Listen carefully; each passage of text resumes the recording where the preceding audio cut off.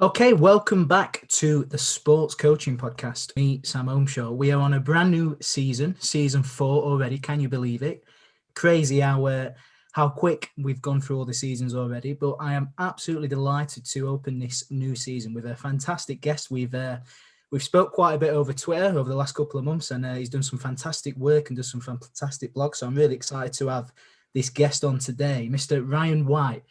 Ryan White, couldn't get my words out then. I might have to just edit that bit, Ryan. Ryan, how are you? Great to see you. I'm good, thanks. Thanks for having me on. No, it's a real pleasure. Let me ask you, as I always do, how's the whole coronavirus situation been? You managed to keep occupied, keep busy? Yeah, done plenty of CPD and webinars over the last 12 months. I'm just itching to get back onto the grass now, put what I've learned into practice. Yeah, I certainly agree with you there. I'm certainly going crazy over here, just sat in this office all day. But no, fantastic. So yeah, Ryan, as we normally do on the podcast, do you want to give a bit of an introduction to yourself, your coaching background, I suppose where you are coaching at the minute, and what's led you to where you are today, and what you're currently doing in your profession?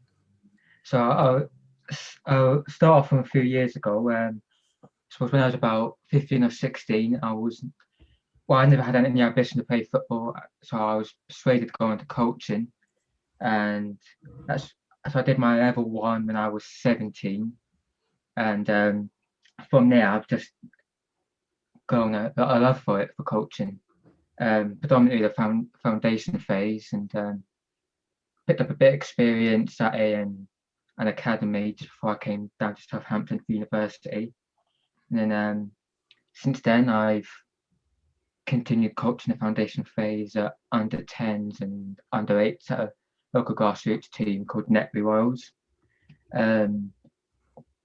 Left them last year for a new challenge. So I'm now coaching at my under 10s in AFC Stoneham, which is another grassroots team. But alongside that, I'm also as a first team performance analyst for a Step 5 club called Bashley FC, playing in New Forest, just to the east of Bournemouth, which I really enjoy. It's not something I want to go into professionally, but it's definitely something I'm quite interested in, and gives you a different perspective to coaching from a data perspective, I suppose.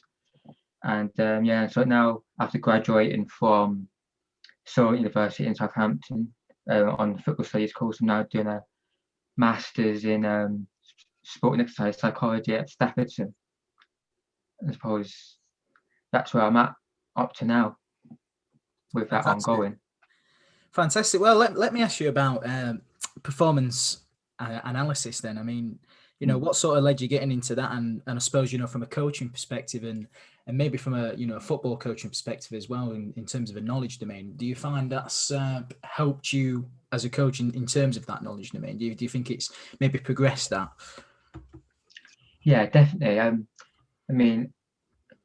I initially found out about the opportunity from the head coach who used to go to Selfdetermination University a few years ago now, but he was great into getting me into the club and just getting into my first step into men's football, which is just that in itself is a massive step up from coaching the foundation phase.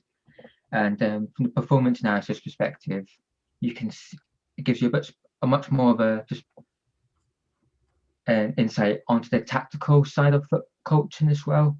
That's something I hadn't really focused on, having been predominantly involved in foundation phase.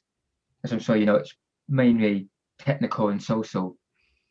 But it's interesting how much data and video feedback can influence on your coaching style and what you actually coach in a training session.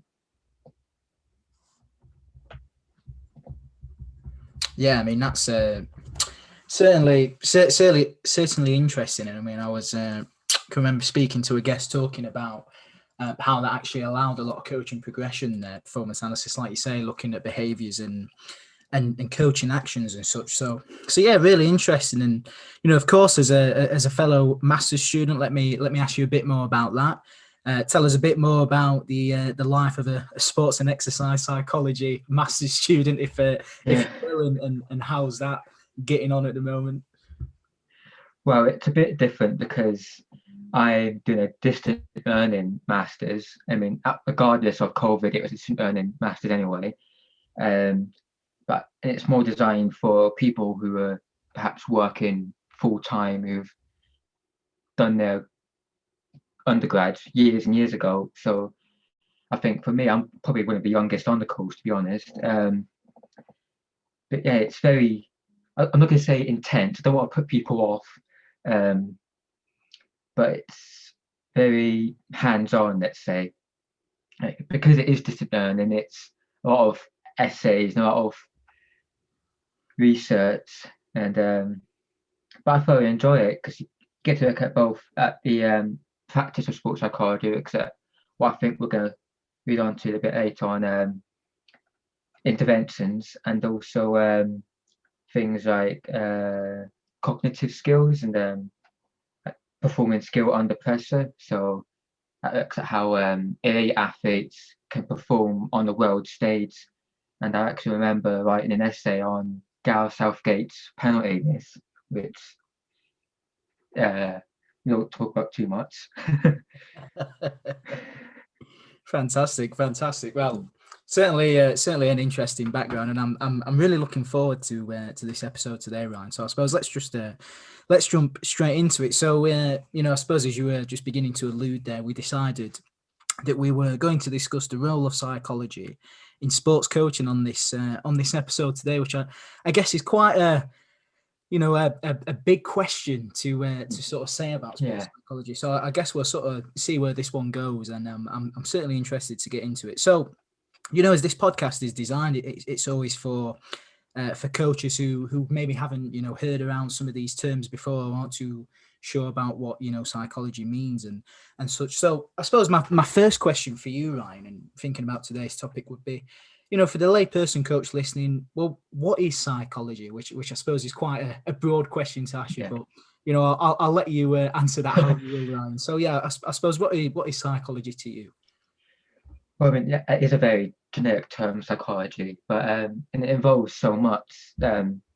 I could speak here until this time next week about psychology, but to put it down into, I suppose, just a few sentences, essentially, it's everything we do from the moment we wake up to the moment we go to bed, in terms of why do we wake up in the morning? Like what's our motivation to get out of bed, to get dressed, go to work? What's our motivation to coach a certain age group?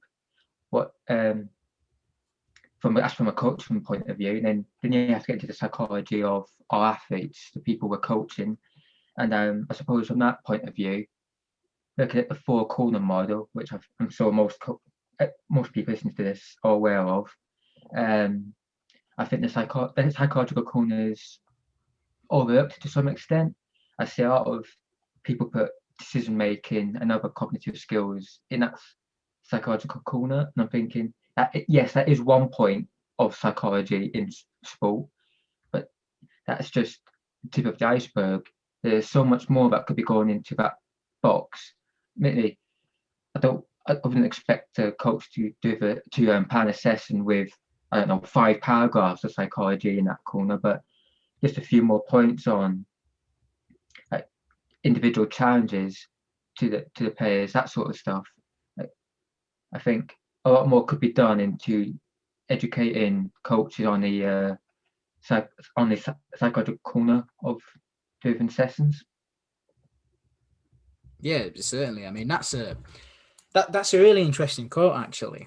Everything we do from when we wake up to when we go to bed. I mean, I've never actually thought about it, in that regard. And that's a fantastic quote to really, explain what psychology is, when we think about everyday human life. And I suppose sometimes you actually do forget that. And I think, like you say, we, talk about psychology and that holistic development, if we like, or as the FA says, the four corner model.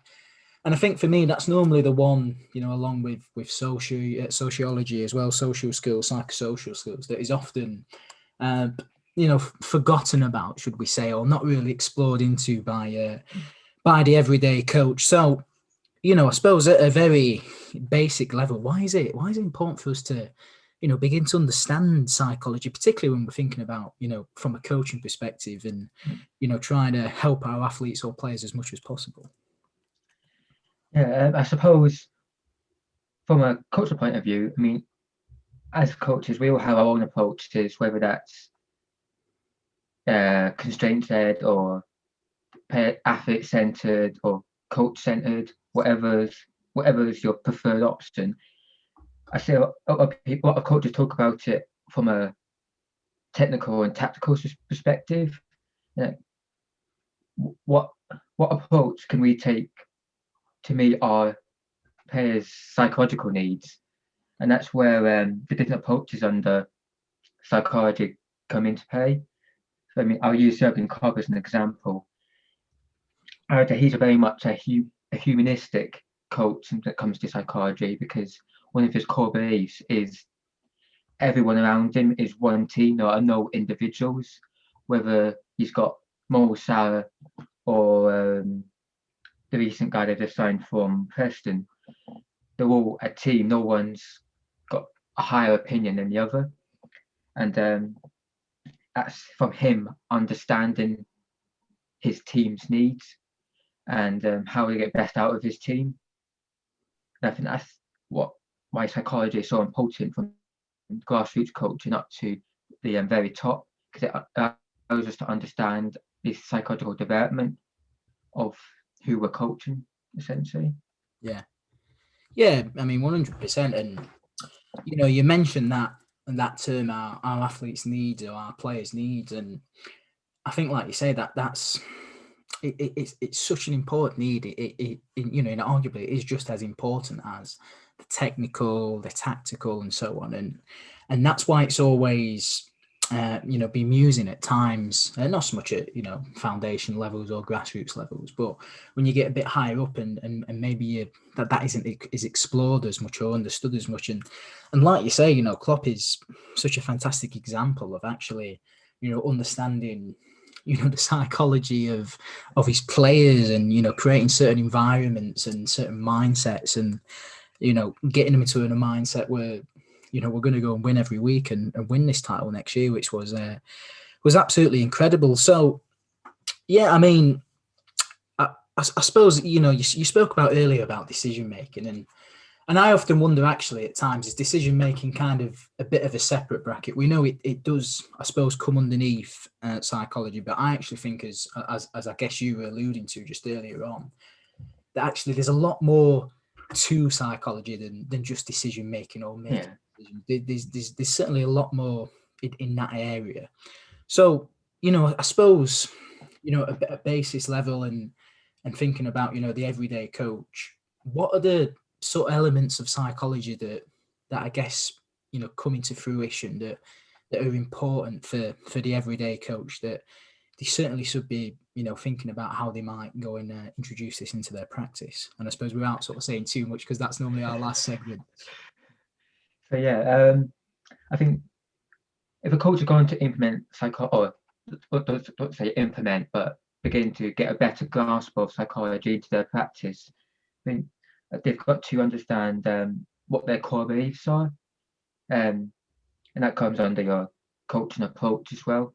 I mean, there's many theoretical paradigms out there that you could use, but I'll just take two that are probably in line with each other. So you've got the psychodynamic, which is when the coach or athlete, their decisions or what they do is molded by their past experiences. So it's very much an unconscious decision making, to what we discussed earlier. And then you've got the humanistic approach, which is where the coach comes in and you decide as a coach, this is an individual.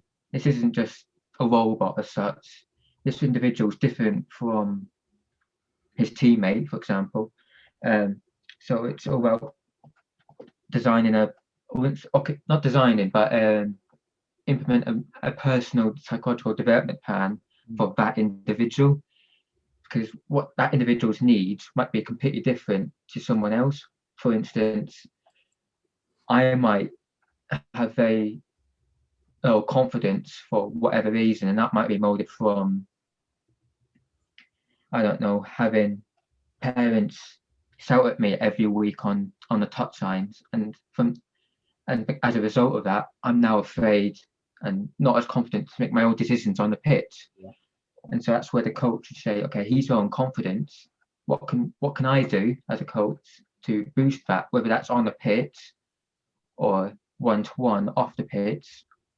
And yeah, so that's probably the most simplistic approach a coach could take into implementing psychology into what they do with their team and with their individuals.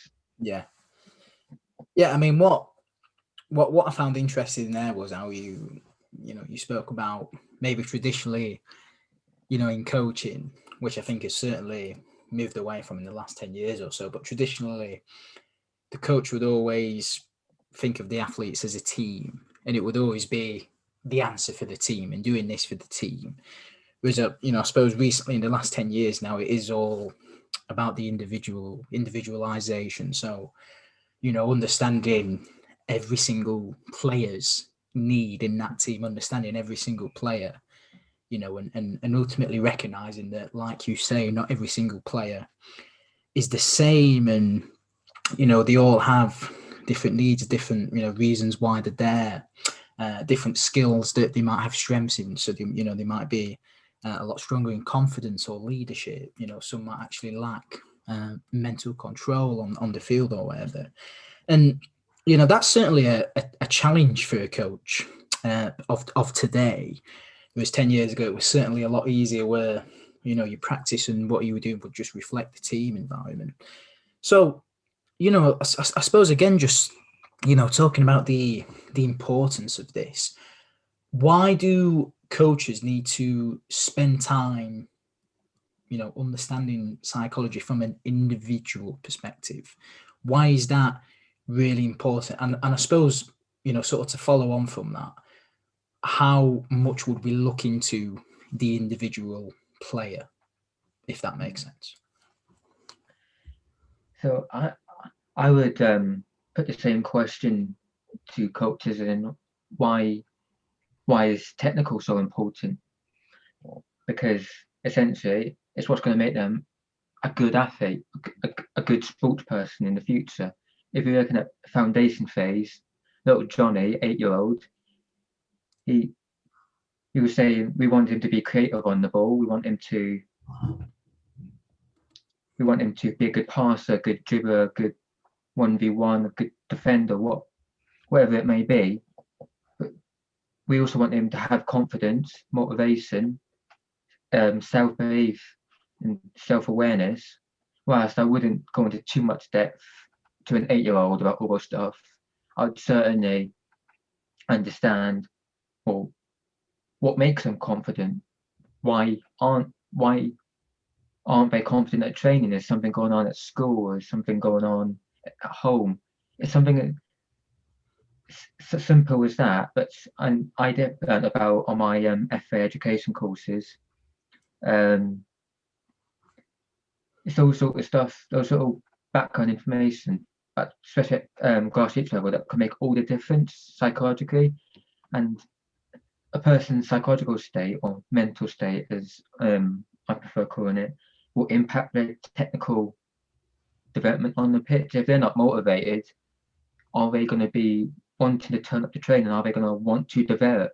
And so that's where the coach comes in, more as a mentor rather than a coach, try and guide them into continuing to want to improve technically and socially and tactical.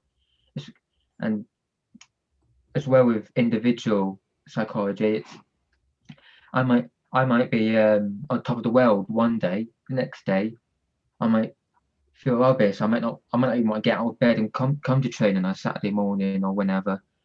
and that's why it's important for the coach to simply understand that each individual's psychological needs, even from an 8-year-old's perspective, all the way up to the men's or females game, where I say it's a lot more complex, but the basics are the same. Yeah, absolutely. And I think you make the great point there of, even today, I think you will often find a lot of stakeholders within an environment, and you'll see it in youth football, you'll see it in the senior game, regardless of levels, when you say, why didn't that player just do that, or why can't they do this tactical skill, when the coach has been working on that the whole week in training, why can't they go and perform this technical skill? And I think what is often forgotten about is this psychological aspect. A lot of stakeholders in these playing environments do tend to forget that. So we think about, well, why can't they do that? Well, do they feel comfortable in that environment to perform certain technical skills? Do they feel comfortable, and are they confident enough in that environment to go and perform some step overs in the game, for example? When we're asking a player to be a captain, well, do they hold the skill of leadership? Did he feel like they can speak in front of people? Do they have them psychological skills there? When we're asking them to make certain decisions in the game, even from that decision making perspective, well, do they hold some of the requirements to fulfill that decision? I think that's such an interesting element I certainly found about the tactical periodization approach. Saying if we want a player to be able to run into zone 17 and head the ball, well, to perform that tactical decision, there does need to be a psychological element of like game awareness, vision, imagery, all these psychological skills, confidence to be talking and shouting for the ball to come into the area. And I do think that is, even today, I do think that is the side that a lot of people certainly forget about. And it's easier to just kind of say, well, why can't they perform that tactical skill? Well, they can't perform it because they're not there yet. Whereas actually, and certainly for me, when I began to fully understand, or sorry, not, I shouldn't say fully understand, but continually understand the psychological area of development, that begins to open up answers for why this player might be struggling to do this, or why they might be struggling to do that. And for me, and I suppose I'll ask you in a second, but for me, that really strikes the importance for coaches to really continue to learn in this area, and actually, from my experience, a lot of problems you might find from a player in terms of what they are performing, a lot of it actually might be in that psychological area.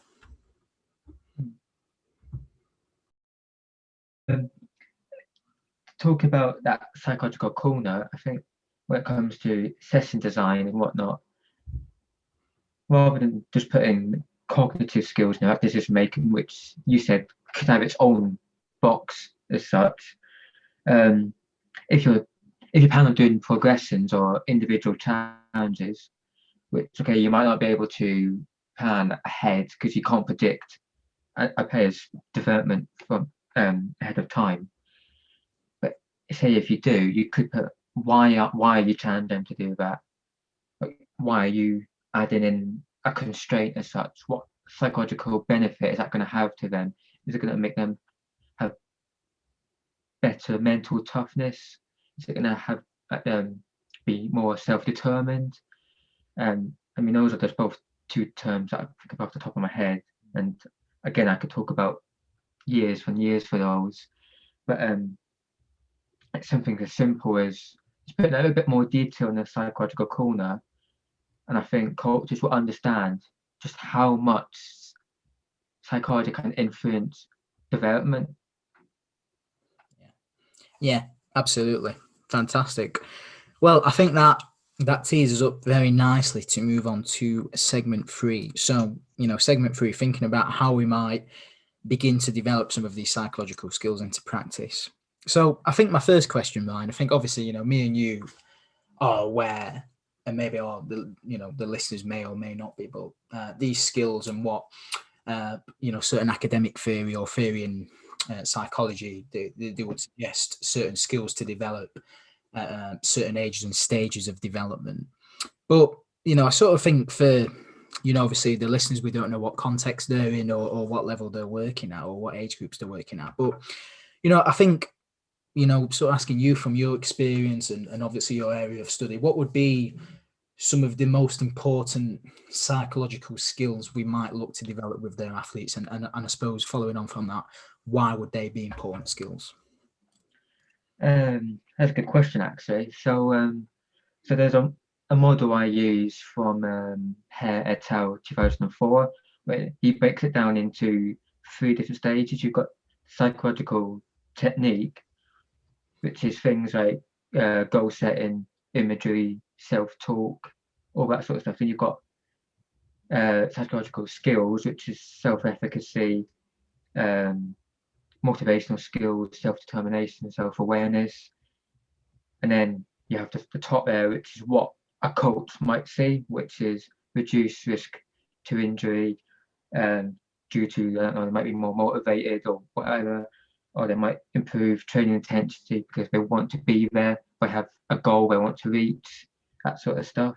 Yeah. And if we go back to the technique and this goal setting, which I think most coaches will hopefully be aware of, and probably the more simple interventions to grasp. But as always, it's not an intervention you can just throw on everybody. It's specific to the individual and what their needs are. And there's an excellent point that I've heard from both Tom Daly and Philip Neville recently. And they both said when it comes to goals, you should always focus on the process rather than the outcome. Because if you focus on the outcome, you're just setting yourself up to fail because you're forgetting about all that bit in between. And with goals, it's not just about the end goal. You've got this roadmap, which is all these mini goals. For instance, if let's say I'm someone who's dropped out of the national team because of injury, my first goal might be, okay, I want to regain fitness and play 90 minutes. And then it might be, can I play 180 minutes in 2 games? And then the very end goal might be, can I regain my pace in the national team? And so with goal setting, it's all about those mini steps, and that's just one of the techniques. And I'll talk about another, self-talk, which is again probably one of the more well-established techniques that coaches would have heard of. And that's basically, as it says on the tin, it's the articulation of one's thoughts either internally or out loud. So whilst some athletes might say it in their head, yes, others might say it out loud to them. It's to themselves. The sender is also the recipient of the message. And with self-talk, it's also important to make sure it's positive. So, for instance, if I'm out running, is it too cold today? I might finish in the next kilometre. You might go, oh, can I push myself another 2 kilometres? It's where that positive self-talk comes in. Can you push yourself further? And that's just 2 techniques out of, well, a dozen. I mean, there's visualization, which you mentioned earlier. There's so many other techniques that one could use. But I think without a coach becoming an expert in psychology, it's good to grasp an idea of at least 1 or 2 techniques they could use. Yeah, absolutely. Really, really interesting because I would certainly agree. I would say goal setting and self-talk are certainly universal skills that I think certainly are important at pretty much every single age group. And actually, we could also say that they are important life skills as well, particularly goal setting. I think that's certainly something that we should be teaching players and athletes to be using, in training, in football in our cases. But actually, it's also a very useful skill to use outside of the game and outside of coaching. So yeah, I mean, certainly very interesting there. So I suppose, and I would direct the listeners to, obviously, if they've got the time and resources to go online and have a look at some examples of what would be schools to develop at specific ages and stages, and might even be some contextual advice as well then. But, Ryan, if we take the example of goal setting and self-talk for the purpose of this episode today, how would the coach begin to implement these into their practice? Where does this really come from? And, it's quite easy, isn't it, for us to, talk about this importance. But I can certainly remember, myself as a young coach listening to some lectures on these skills and thinking, but how on earth do you go about that? So, Skern, I suppose from your experience and the work you've done, what would be, the way you would go about it, or what would you recommend to coaches? So firstly, I must admit I'm not a practicing psychologist. I haven't got the qualifications for that yet. But from what I've done with my players is when it comes to goal setting, it doesn't have to be, I suppose, dreams as such, or don't know what the word for it is, but it can be, you can take goal setting into the technical corner as well, such as, let's say, little Johnny wants to get better at passing, let's say. You can say, in 2 weeks' time, can Johnny improve his passing from, let's say, being very little confidence in his passing ability to somewhat confident? And that's something else actually, is having players self-report on their psychology. I know there's a lot of issues with self-report, but as coaches, we don't know what's going on in their head. So with any intervention or any technique a coach does try to use, such as goal setting, it's always important that the athlete reports their own progress, and whereas the coach is just the mediator as such, just a mentor, rather than telling the athlete or advising the athlete how confident they should be in whatever time frame.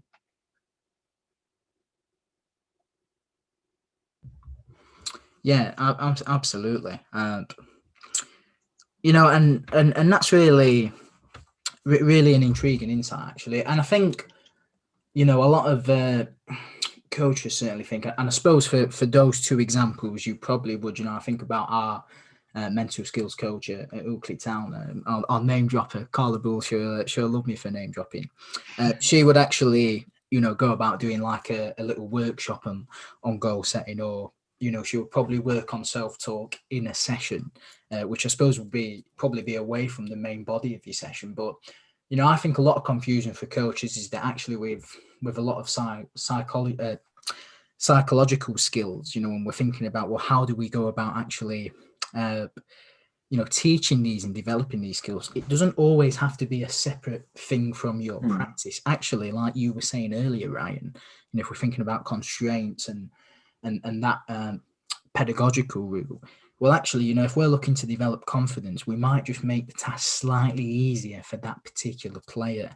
If we're looking to develop leadership, I don't know, we might ask that player to go and come up with a certain rule, or and present that to the players. It's not actually, I would presume, too different to what a lot of practice is at the minute. Sometimes it is just about tweaking your practice slightly with a couple of those rules and just thinking, well, how might I develop that within my technical session or my tactical session that I'm currently delivering? I mean, would that be something you would say as well? Yeah, that's a good point in terms of when taking psychology onto the field. There are indicators that someone's might be low on confidence or not have the best self-esteem or whatever because they're not performing. If you're doing a technical drill, I hate that word drill, practice even, um, and it might have been one you've done before, but someone's not performing to the ability you know they can because you understand their needs and you understand their development, then you can tell like perhaps there's something going on psychologically here that I can just take them to one side or say or whatever, just as you say, just make it easier for them. It doesn't have to be its separate entity, and that's where I think psychology has halted up to this point in terms of it's its own thing. If we're going to do something on psychology, it's not going to be on the training pitch. It's going to be in a classroom after training, and it's sometimes seen as a nuisance. But I think as we're starting to see now, especially at the top of the game, in top sports as well, in terms of coaches are talk about psychology so much into what they coach as well, and also we're getting to the point now where athletes are understanding psychology. And then there's a superb quote from Kasper Schmeichel. That said, I can't remember the exact wording, but it was on the lines of, "I'm not here to prove people wrong.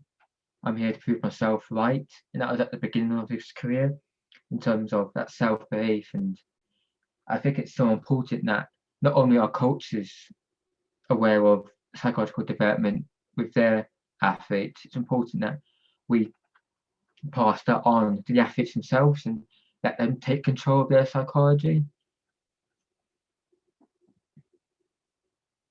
Yeah, absolutely. I think that's such a great point. And I think about when I was at uni, or should I say when I was on the undergraduate course, I can remember doing some psychology sessions with some of the teams, and those young lads were oh, do we have to, can't we just go into the field and play? And I guess that's the importance of understanding your context and understanding that if you're in a grassroots environment, it might not be appropriate to sit them in a classroom and do this like you would probably with a first team, for example. But yeah, I mean, I certainly agree with you there. I think that certainly halted what this element was about. And again, sort of going through this recently with myself, and I think one of the challenges we're certainly facing excuse me, at Oakley Town is sort of demonstrating to them players the importance of this, players that predominantly will have just been used to that tactical technical element of sessions. They'll have never actually had some psychological skills training within the practice they've received, and that's certainly a challenge for us now, getting those players to buy in to that process and and begin to understand the relevance of that. I mean, is there any advice that you might give coaches there, in terms of getting the player on side to wanting to develop those skills themselves? We know that some might be more open to others, but is there any experiences you might have gone through there that might be helpful to share? Yeah, of course. So if we go back to goal setting, there's this term called self-concordance, which is basically an athlete or a person's ability of aligning their goals with their personal needs, whereas someone with low self-concordance is someone who will relate their goals to their peers. So, example, let's say little Johnny wants to progress to the first team in 10 years' time, which might be a realistic goal for him, but for his teammate Bobby, who's perhaps not as technically developed yet, perhaps his goal should be more of can I continue my football pathway for the next 10 years? And I think it's just ensuring that athletes are aware of, when it comes to psychology, what they're doing themselves. And that's where the coach comes in terms of, not only are they being a mentor for the psychological development of these athletes, also educating them on their psychological development, in terms of, are they just setting themselves goals for the sake of it, if we're still using goal setting as an example, or is this what's best for them? Is this going to be the best pathway for them to develop both on and off the field? Yeah, certainly, and I suppose it links in, doesn't it, with the idea of motivation, self-determination theory. The idea that humans need autonomy, competence, relatedness in everyday life, and I think, like you say, it's certainly about those players.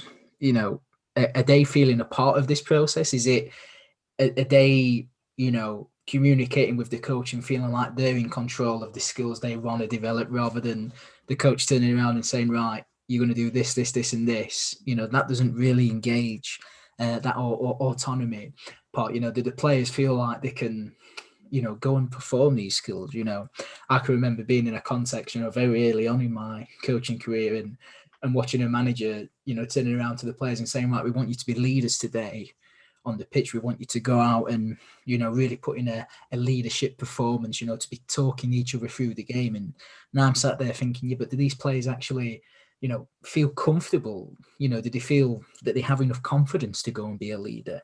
And I think the other thing as well, certainly, I suppose, when we go back to context, is how relatable would it be to that context? I think about me now up at Oakley Down. It's certainly more appropriate. The players would probably expect that slightly more than at my previous context at Centralian. So that's certainly really interesting from that perspective. So I suppose my final question before we move on to our final segment, Ryan, would be, for coaches who want to, I guess, go away from this and begin to understand some of the skills where the players are at in terms of strengths and areas for improvements and in certain psychological skills. What are the ways we could go about finding that? So, how would a coach begin to understand where the players are currently at? Is there any advice you would provide there? I can see a bit of a question. Well, the FA did do a psychology course a few years ago, where which is basically the psychological corner, but I don't think they do it anymore, which is unfortunate, because it was a really good course. It was online and everything. It was like a 2-hour set of your computer psychology course. They got rid of that, but I suppose I don't claim to be an expert in psychology. I'm not even a licensed psychologist. I've got a few more years yet, but if I was going to advise my fellow coaches, it would be take into consideration what we've both discussed, but also talk to your athletes in terms of what are their needs, as we discussed at the beginning. It's similar to technical, tactical, social aspects. Like, if some just turn up to see their friends, that's their need. And the same with psychology. What is their need fundamentally? What is their need? Are they lacking confidence? Like, in that case, provide intervention, or provide the steps for them to make their own intervention to boost their confidence. Which and there's many techniques you can do that via goal setting, self-talk, whatever. Yeah. I mean, I can see I guided through that to you. So really good response, I thought. But Yeah, I mean, I think traditionally people would say, throw them a questionnaire or something like that to find some feedback. But I would always sort of question how much does the player understand what you're asking him. So if we're saying, do you use goal setting?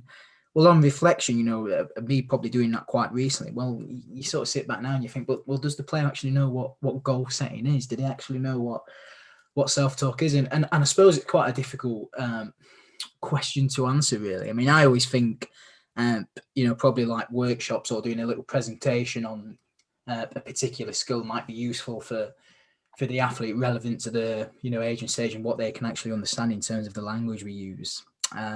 Could certainly help them understand, rather than turning around to a player and saying, well, do you use imagery? How do you use imagery? And that 8-year-old kid's like, what on earth is imagery? I've never actually come across that. So yeah, I mean, certainly, I guess a couple of tips we could use there. But yeah, fantastic. Really, really interesting segment, that. So, I guess that sets us up very nicely to move on to our final segment on today's episode. So we always finish, Ryan, with implications for coaching practice. So, I suppose, if I turn the mic to you, as we say, is there anything that we've missed here that you'd like to just bring to the episode? Anything that I didn't ask you on, or anything else you think is just important to get across on today's episode? I mean, I could talk day and night about psychology, but in terms of, I think, the importance of psychology to coaches who perhaps don't know too much about it, I think we've definitely spoken about the fundamentals, and I would just re-implement those points of the psychological corner. What are you putting into it, and is it to the needs, or is it meeting your approach as a coach? I would say those are the 2 points, because I think it's important with psychology that you're not changing your core values.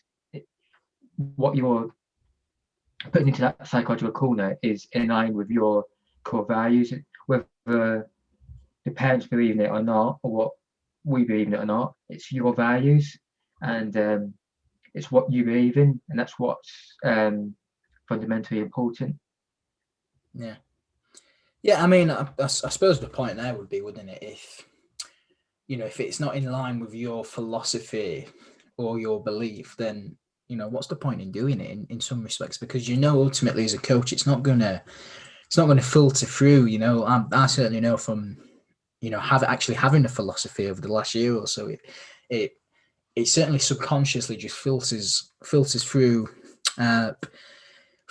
to your practice. But I suppose a question on that, Ryan, how do in regards to some certain skills, how do coaches begin to sort of link this to their philosophy?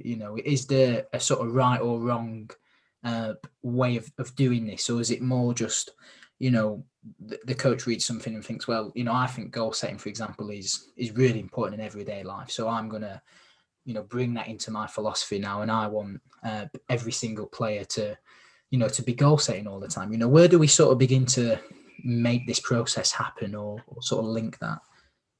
So there's a 5-step process in terms of developing a philosophy, and you start off with your core values and beliefs, which is those things don't change.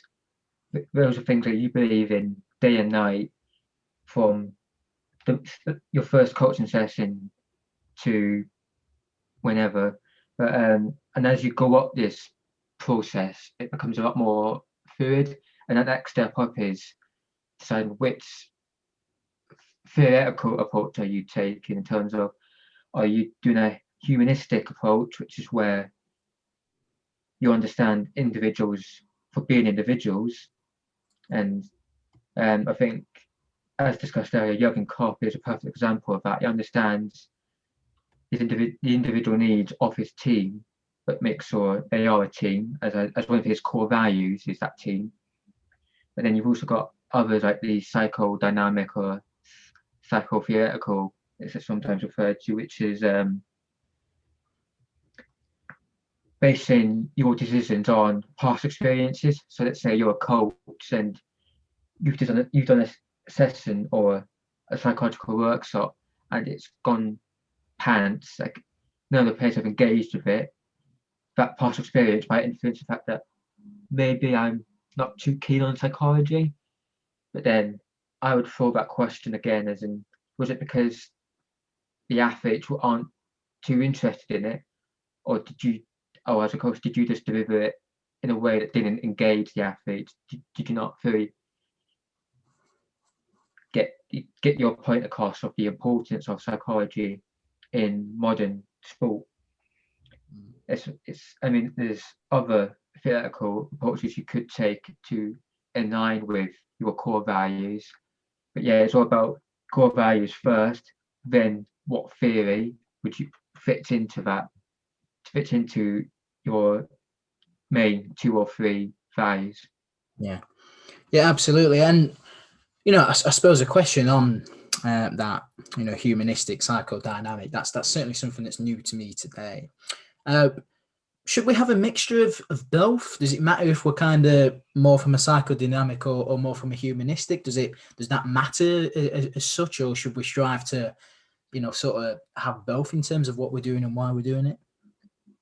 That's a good point, and that's the next stage up the model, is in terms of the higher up you go the model, the less stable it becomes and the more you alternate. And yeah, it can be adaptable, it can change, and that's purely up to the coach on what theory they take up on, and again understanding the needs of their group. As long as they understand their core values and that theory, that approach does not alternate or change their values, then it is up to the coach on whether they merge those 2 theories together or not. Yeah, very interesting, very interesting. So I suppose before we finish, then, if we think about some messages to leave coaches who are listening to this podcast today, Ryan, what would be 3 reasons why the coach listening to this podcast today needs to, maybe do a bit of research into some psychological skills and needs to start implementing that into their practice? What would be 3 reasons, should we say, that are going to benefit the athletes in a really positive way? What would 3 reasons be from your perspective, in your experience? I'd say firstly, psychology is something that athletes will carry outside of sport, which is different to technical and tactical. I mean, we're not going to implement a 4-3-3 formation in the office or in a day-to-day job, are they? Whereas they might, in terms of psychologically, they might have, you can use goal setting, you can use self-talk with your family, with your friends, in work. So that's one of the reasons why coaches should learn more about psychology, because you're not only developing your athletes, you're developing people. Yeah. And that's so important if you're working in the grassroots game. Secondly, you're educating them so they can take control of their own psychology.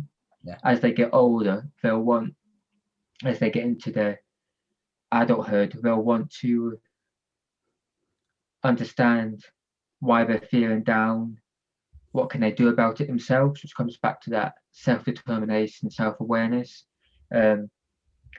What are their intrinsic motivations? Are they intrinsically motivated at all? And as a coach, we can be the foundation in terms of the psychological corner of perhaps even retaining them in the sport if we're keeping them motivated. Yeah. I suppose thirdly, it would be, I'd say it's a mixture of both in terms of, I suppose thirdly, it would be your you're developing the athlete as a whole. Let's say, because for those football coaches that are listening, I am aware that coaches from other disciplines listen as well. But when we've done our player profiles, we do the ages, your chronological age, biological age, and the ages athlete join the four corners. Yeah. And I think it's so important that is as balanced as possible. And as coaches, can we educate ourselves to make sure we are doing that? Can we make sure a player is psychologically developed as far as they are technically developed and socially developed? Yeah, absolutely. I think that is certainly a really great point to get across, thinking about holistic development. And again, that's something that, I know a lot of coaches say, well, what does that mean, holistic development? And I think, like you say, it is looking at it from, not just a technical, not just a tactical point of view. Actually, there's a lot of other things, psychology, one of them, as well as some other areas that, us as coaches really need to understand to develop that athlete as best we can, to really try and optimize the development of that athlete as much as possible. Fantastic. I think that's been a great introduction to season 4. Certainly covered some really interesting points of discussion there. I know it was quite a broad topic for you, Ryan, but I certainly think for the listener, there's a lot of great points that we've discussed there, and I think really sold the importance actually of beginning to implement some of these psychological ideas, whether that's implementing skills and developing them in practice, whether that's just trying to begin to understand your athlete holistically, understanding them from a different point of view and why they might act in certain ways, why they might, make decisions, why they might perform or struggle to perform in certain ways. I think we've certainly given a very good account of that today. So yeah, Ryan, it obviously leaves me to say thank you very much for coming on. But just before I let you go, for anyone who's listened today and interested to obviously connect, learn a bit more about this or see some of the work that you're doing, you're certainly a regular blog poster like myself, and I've read quite a few and thoroughly enjoyed them. Where would be the best way to see what you're doing or contact you on social media? The best place is to contact me on Twitter at RyanJ_White99. That's where I'm most active. Or they can get me on email at whitr182@gmail.com. Fantastic. Well, we'll certainly make sure to put that onto the bio of our podcast that's going out this evening. But yeah, Ryan, just leaves me to say thank you very much. Did you enjoy it? First time on a podcast? Very much so. I enjoyed listening to you as well because you made some great points. No, thank you very much. Not everyone always says that to me, so I certainly appreciate that, Ryan. Once again, just to summarise, thank you so much for your time today, Ryan. Thanks for everyone who's tuned into the podcast today. As always, if you like the podcast, please do give us a rating. Please do leave us a review on any of our podcasts. You can also check out the podcast on our new YouTube channel, which I'm actively promoting all over our current social media platforms. So if you'd prefer to see me and Ryan chat in person, please do give that a watch. It's always an interesting one to see how people actually talk rather than just listening to an audio perspective. But thank you to everyone who's tuned in today, and we will be back this time next week. We're going to be changing the podcast onto a Wednesday release now, a midweek release going forwards from this season. But yeah, thank you so much to Ryan. Thank you to everyone who's listened today, and we will see you all next week.